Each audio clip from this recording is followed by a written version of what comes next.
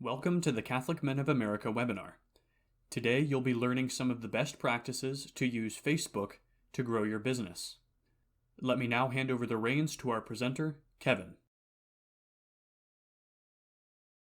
So some information about me. I've been doing digital marketing for, almost 20 years. I started at a really young age doing it. I was able to be in charge of marketing for two different e-commerce companies. I was really fortunate to be able to work at both of them. One was doing about $25 million a year in annual revenue, and then actually left that one to help a buddy I went to college with start a really well-known one right now, which is really exciting to do that. And then I was VP of SEO marketing for another agency, and then I kind of went out and started my own thing when I just saw how a lot of them were set up. So really just try to kind of really not be like a churn and burn type of setup. Really more it's we have a handful of clients, really give them a high level of service. So two big successes that I had outside of the one we're going to talk about today was where I helped a kitchen cabinet company sell over $500,000 in revenue on a $14,000 ad spend, all with Facebook ads. And then a membership site, we did just under $200K with a $38,000 ad spend. So it's really like, the sky is the limit. And that's the thing I really want to get at here. Whether you're a B2B, B2C, the sky is the limit when it comes to Facebook ads. It really goes back to, your strategy and then, your targeting. And I'll kind of get into, on this next slide, the three secrets that I have found that allows somebody to be successful with Facebook ads. So obviously, number one is targeting. You got to make sure that you're, targeting the right person at the right time, and you can 100% do that with Facebook ads. And the next one is ad copy. So when you really think about, hey, who am I targeting? You got to make sure that your ad copy is speaking to that person in a way that'll make them want to do what you want them to do, which most of the time is like, hey, just kind of raise your hand and, give me your information so then we could, get you into like some automation of some kind.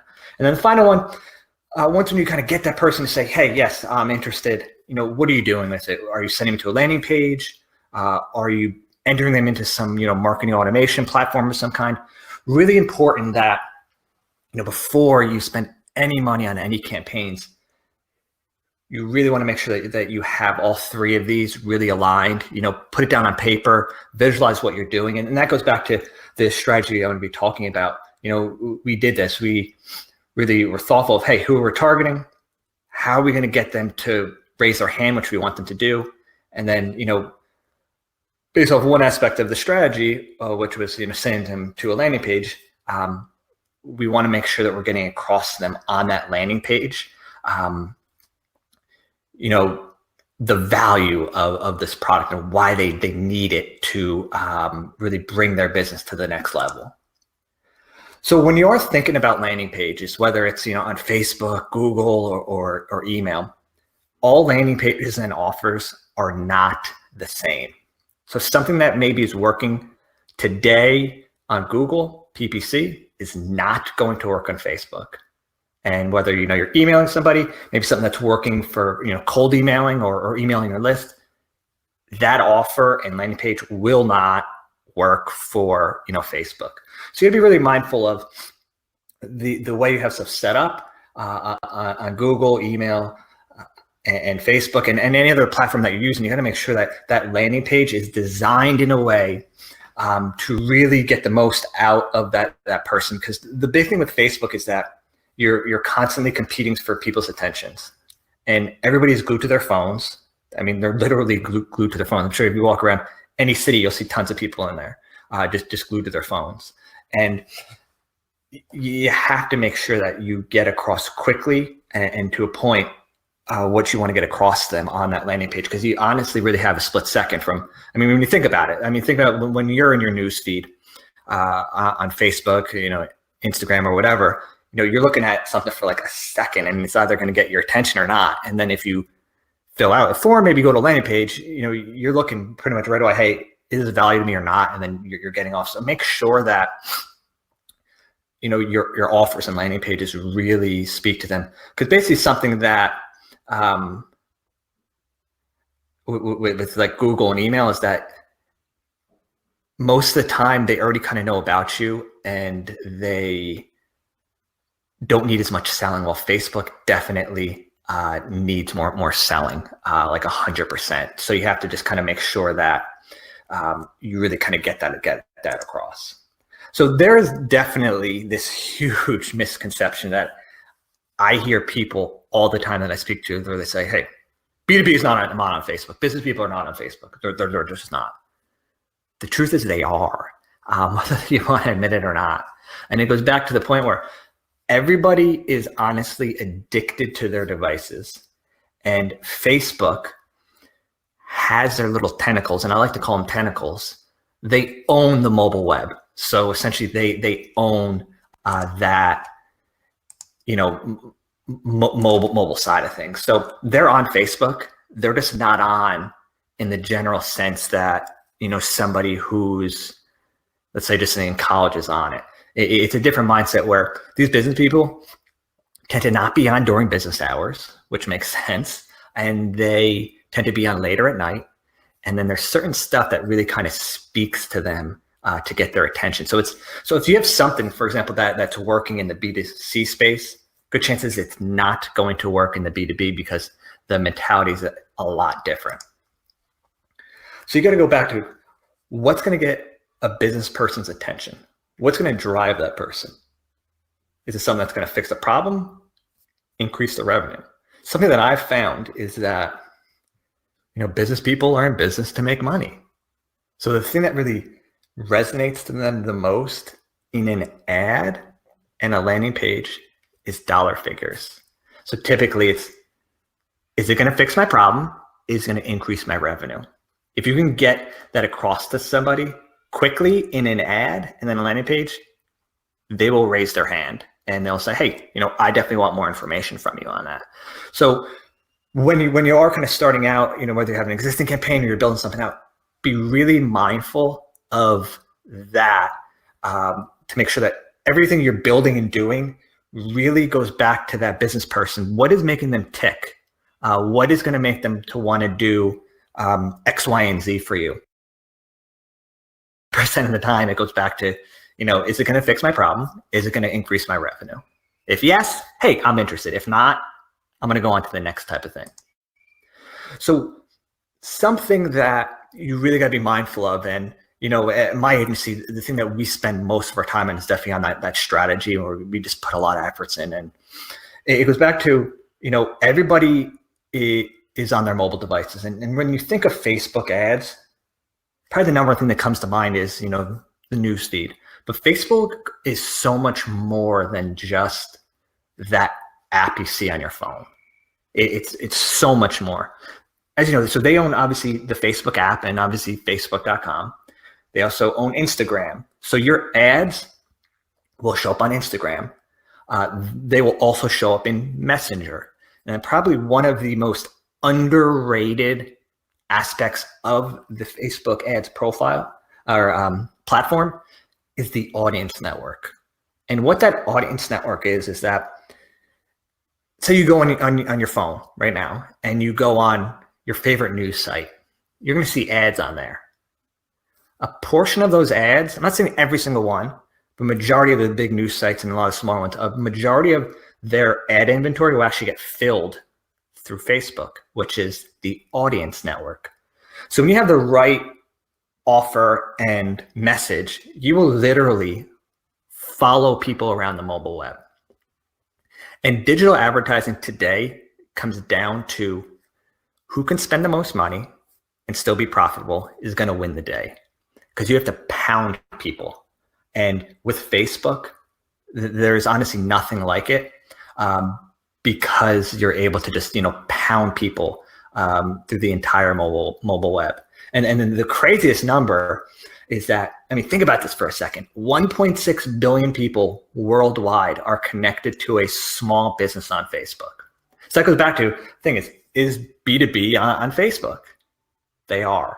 You just have to go about the way you try to get in front of them a little bit differently.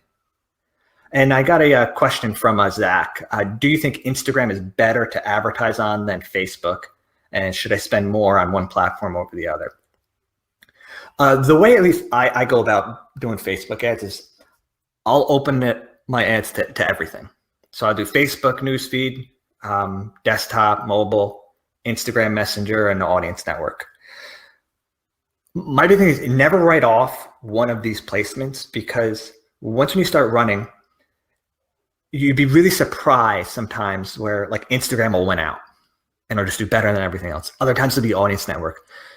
So even if you have like a winning campaign that you know has done really well, you want to still test everything and keep testing it.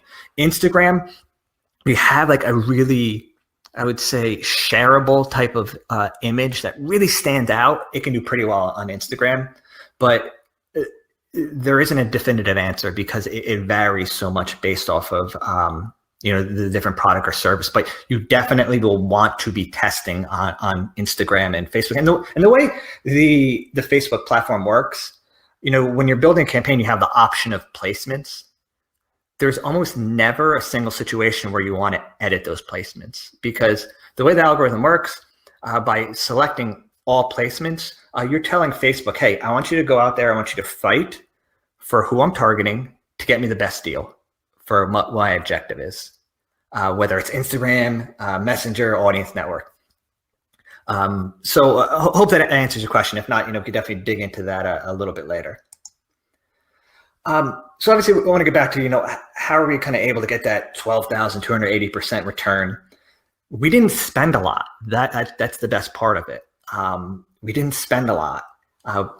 We spent a little over $5,654 over a 3-month period, but it generated over $700,000 in revenue. And why it did it is, for example, this B2B client was a really high ticket item. Basically, it's like we were targeting Fortune 500 decision makers in their email department. So obviously, whoever was in charge of that, we were targeting them. We needed to get them to raise their hand and say, yes, I'm interested. Because like the existing sales team was trying to for so long, trying to break into this, and never were able to. And as you can see, it generated over $700,000 a year. It was a very high ticket item, where it was a little over like 60 grand a month. So even regardless, even like, let's say you're not as high ticket of an item, this strategy can still work for you. Just happen to have the biggest return because we're really only going after, for this entire thing, we want to get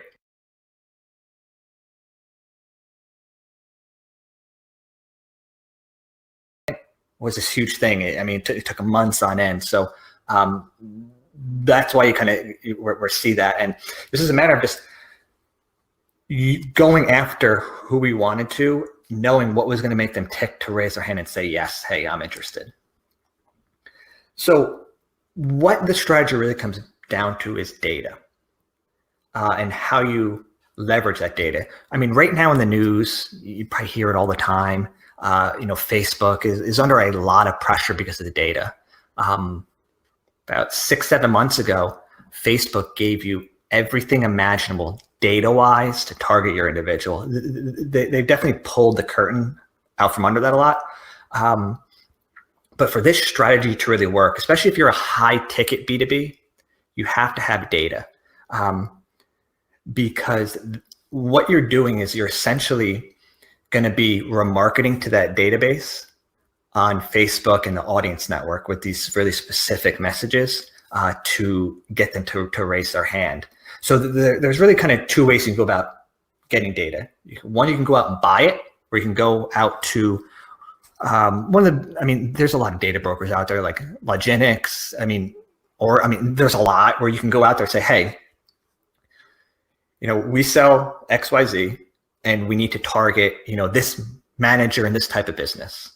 And they'll come back and they'll give you the list. And then you kind of use that list to target, which I'll go through on how to set that up. Even another one is like Apollo.io, which they're like a data company. It really comes back to the data. So you can either buy it, which again isn't overly expensive. I mean, you can get a really highly targeted contact list for 50 cents a contact.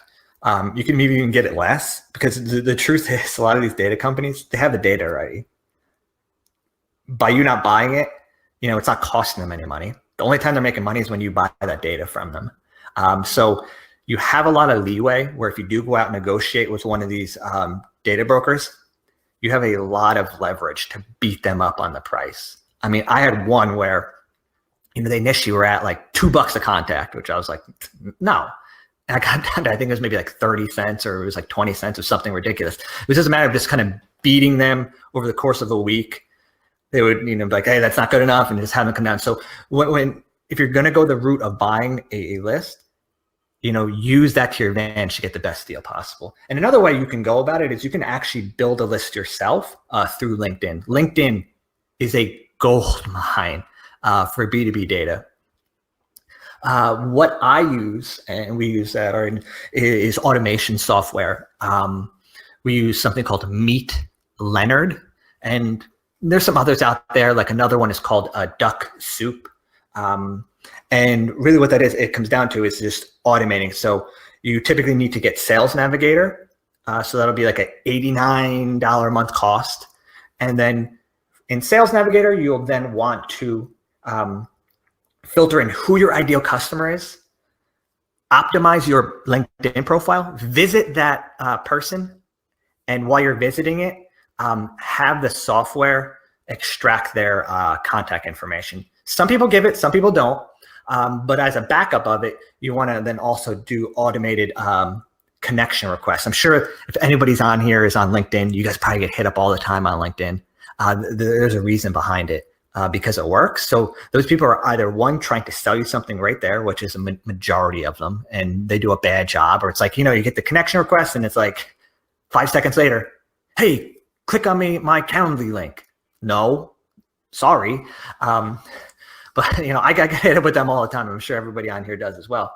But once when you do connect with somebody, typically, unless you've gone in and changed your privacy settings, your contact information will be free and clear. So if you then use one of these automation softwares to go in, it can then scrape it from the profile, and you could end up with a really good CSV list of tens, 20,000 by just visiting their profiles. And then, obviously the ones that are connected. So there's definitely a lot of areas.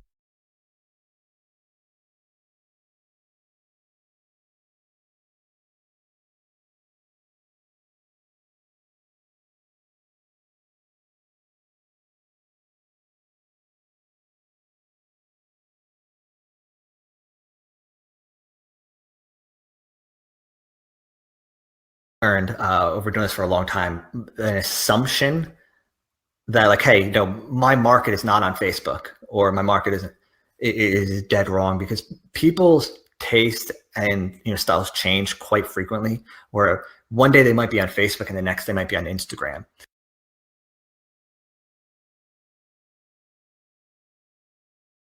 I mean, a long time ago, you used to be able to use audience insights in Facebook. You can't anymore, but it's going to be harder to say that is a 100% type of thing. So I would definitely go in assuming it's not. And then once you start running ads, you will start to see reporting that comes back in, like your cost per acquisition, then definitely tighten it up.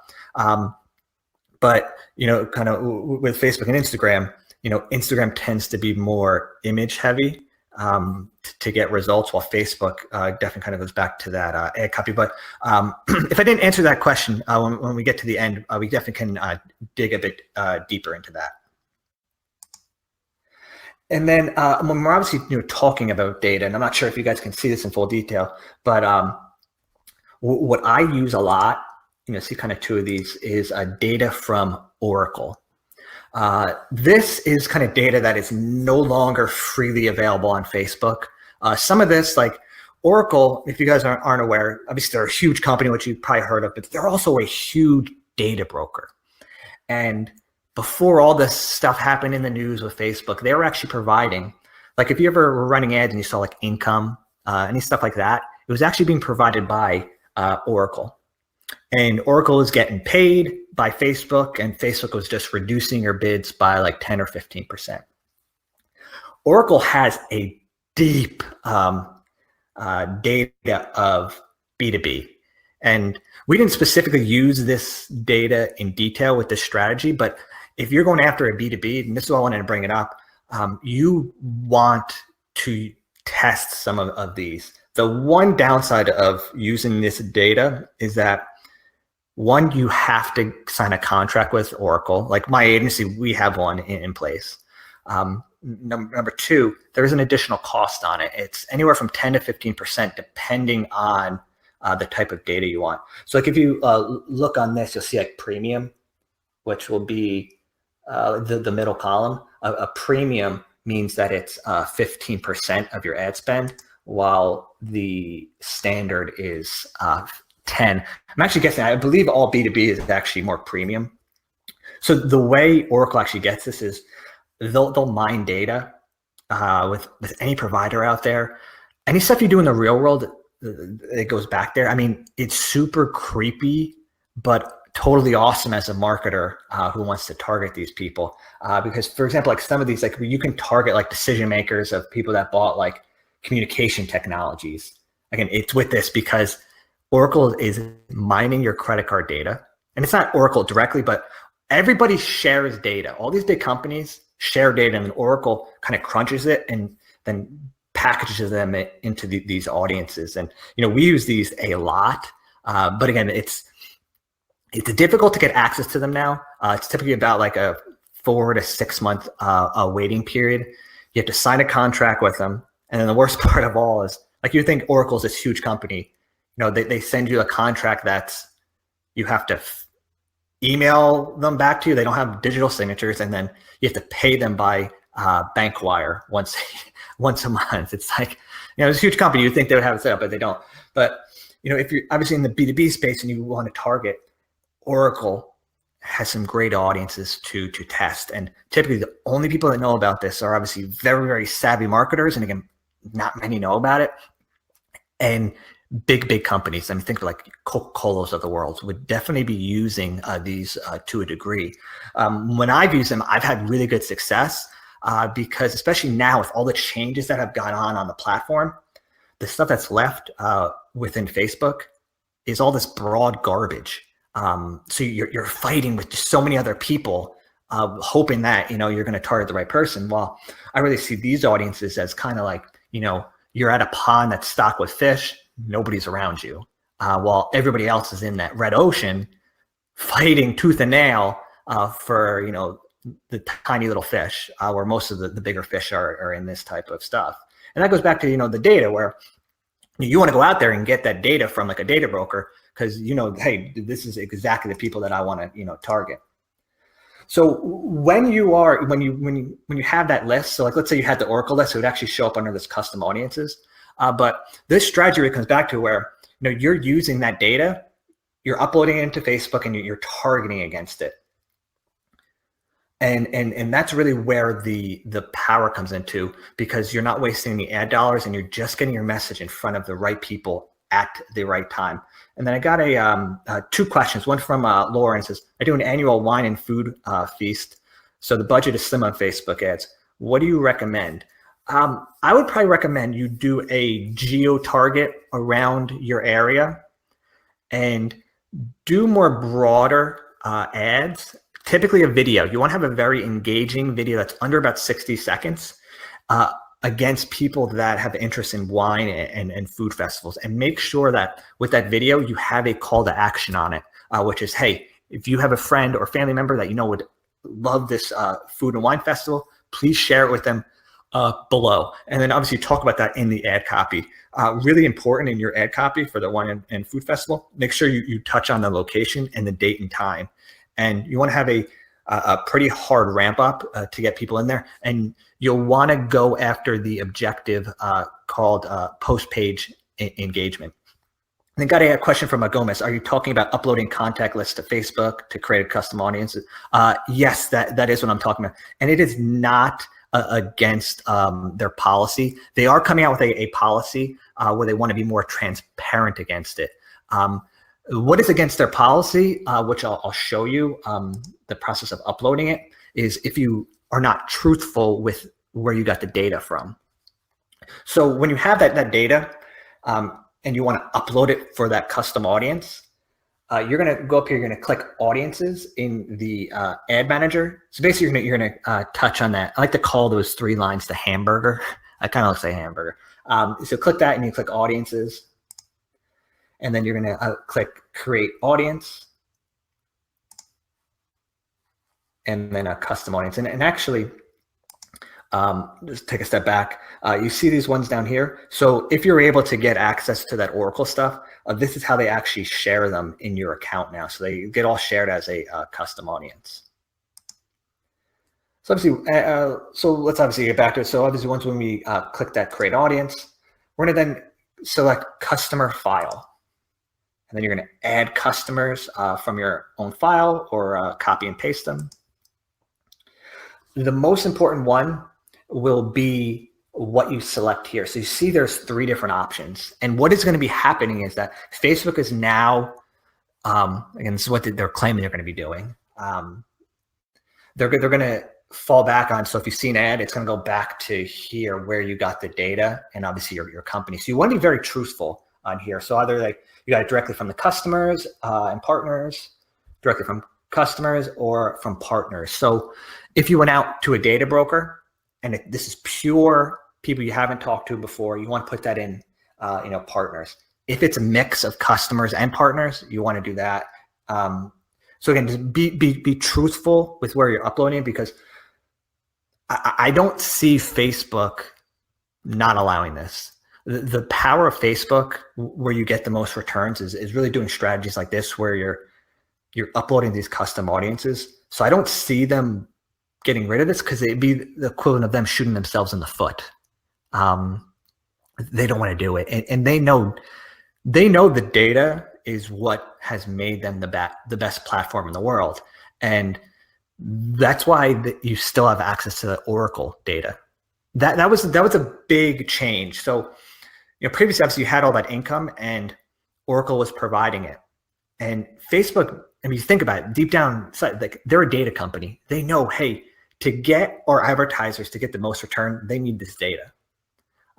So they did rip it out, but it was still there. It was just a step around, because at the end of the day, Facebook does not want to get regulated, and they're really on the defensive right now. I have a theory that as time goes on, they're going to bring back a lot of this data, because it's just getting really hard for somebody who's not doing this every day, like I do, to be successful with Facebook ads. And they've definitely made it very complicated. I mean, just look at what we're talking. I mean, you have 3 different options. I mean, you do the wrong one, you're going to get dinged now. So obviously be really, really mindful of that. And then when you have that data uploaded in there, what Facebook is going to do is they're going to actually kind of parse that data. The only 2 that matter when you have somebody's email, when you have their data, is you want their email. A bonus is to have their cell phone. If you do not have that, and let's say you're doing like a B2C campaign, but you might not be aware of this. Like I have some clients that do Amazon sales. So the only thing they get from Amazon is a name and a mailing address. If you actually upload that, first name, last name, and mailing address, city and state, and zip, Facebook will probably match it to, I mean, I've seen it anywhere from 70 to 90%. Think about that for a second. You can upload somebody's name and address, and Facebook is able to match that to 90%. So it goes back to, Facebook is a data company, and they're definitely not going to kind of shoot them in the foot with kind of saying, hey, no, we can't do that. But if you have somebody's email, you want to 100% match it, because that's one of the easiest ones for Facebook to match. And then obviously a cell phone. And then once you have that, when you are building your campaigns, only thing you're really doing is you're going to be going into the targeting, and then you're going to be selecting that audience.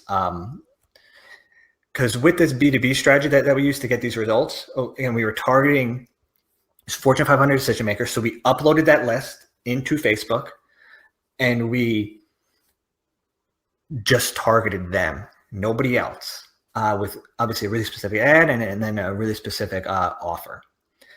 So that way you don't want your dollars wasted anywhere, because, hey, these are the people we need to contact to get our product sold. So the way we set up the campaign, and even if it was any B2B, typically what I do is we obviously upload that list. We have two levels of campaigns. We have a cold and a remarketing. So a cold, that's really anybody that has not interacted with you. And while remarketing, that's somebody that, hey, so you clicked on it, they went on your landing page, and they didn't convert. You want to pound these people. So on the cold side, I love doing lead ads, especially against a B2B list like this. So lead ads, if you're not familiar, is you see an ad, you click it, and it automatically populates a form, and that form has your information already filled in, and then you click OK. They're only good on Facebook and Instagram. So that's the only place we run that. And then on the cold side, we will run conversion objective ads, but we will send them to a landing page, which I'll show you in a little while. But that landing page will be just on the audience network. So that way, we're hitting that really refined remarketing target list on Facebook and Instagram with lead ads, knowing that you're going to get a better return on that because it's easier to fill out the form. And then the conversion ads will be that audience network. So the beauty of that is that you're following people on Facebook, Instagram, and then when they get off the platform, you're following them around the entire mobile web. And why Facebook has dominated is because they like literally own the entire mobile web. And Google, they obviously have Google AdWords. Their display network is not very good on mobile, and that's really where they dropped the ball. Where Facebook has just honestly dominated, because your targeting will follow people throughout there. So like if they're opening up on their phone a app of some kind, let's say they're going to play a game, your ad has a really good chance of showing up there. So it goes back to, who's going to win the day in digital marketing today? Who can spend the most money while being profitable? And you got to pound people. You have to just pound them. And the way you get the most return is when you have that really refined list that allows you to just pound these people, day after day after day until they finally raise their hand and say, okay, maybe I should, check these guys out. They're really pounding me with these ads and these messages, and maybe I need to give them a look. And that's definitely what happened with, this. And then typically kind of what we do is on the remarketing side, we won't do any form lead ads, but we'll just send everybody to the landing page. So obviously Facebook, Instagram, audience network, they'll all go to that landing page. And typically what we do in that regard is like if somebody clicked the ad on the lead form and didn't fill it out, we'll then want to add them to a custom audience that'll just be those. And then obviously people that did go to the landing page on the cold side, but didn't fill it out. Those tend to be people that, hey, are definitely interested, especially because they're in your prospect list. You want to be very aggressive with these people because there was some reason why they didn't fill it out. Whether it was just bad timing, maybe they're at home and their kid needed something, so they had to put it down. The point is, remarketing, you have to hit them even harder than you did on the cold side. So what it really came down to, especially with this, is we had one ad that ended up doing very well, and it touched on who we were targeting, which was that email marketer within these Fortune 500 retailers that is already doing e-commerce. And we needed a dollar figure to get their attention, which ended up being about 8.4 million.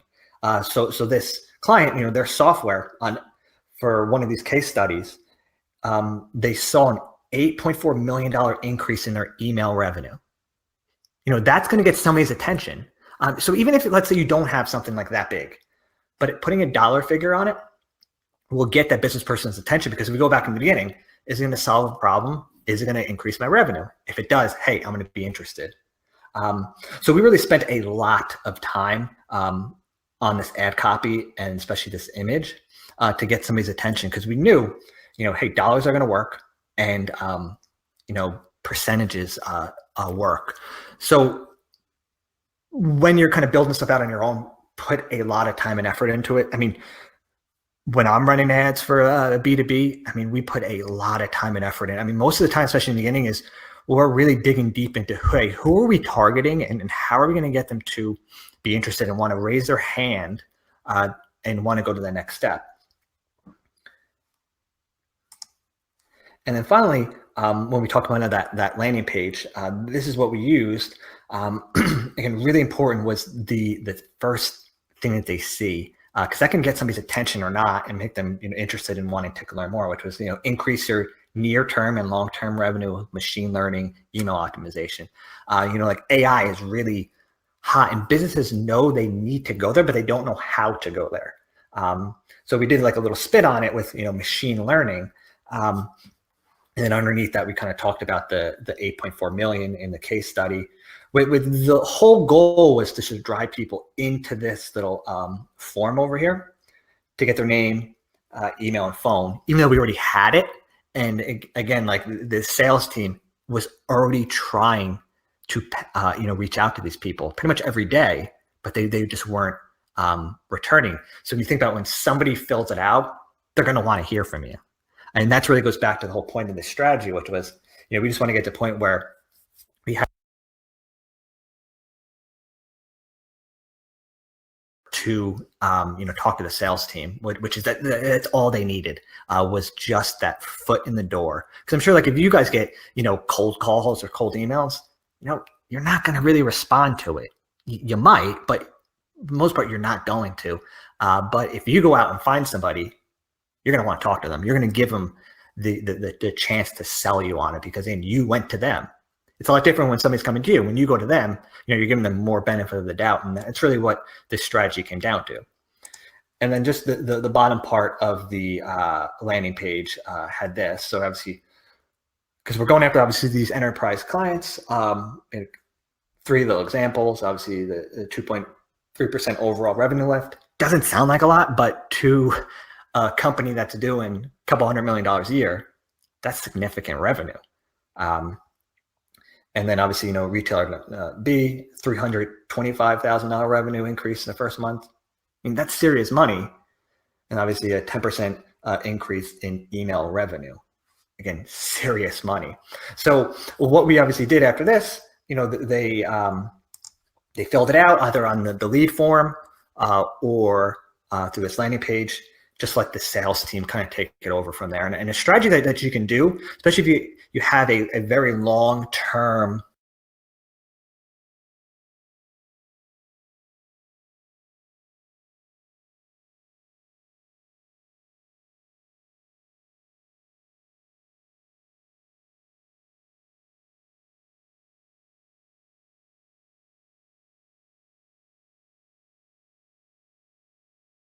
book. So pretty much everybody that filled out the lead form ad and filled this other form, I would add them into pretty much think of like maybe an indoctrination where you would need to have videos that really show the value of your product or service, how it's delivering value. Maybe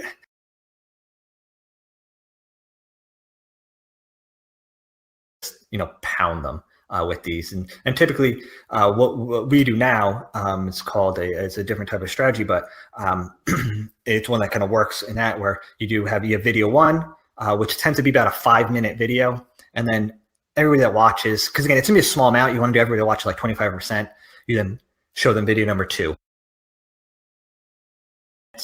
and then finally another video which would be a lot shorter, which would be maybe like 1 minute, so just saying, hey, anything I can help you with.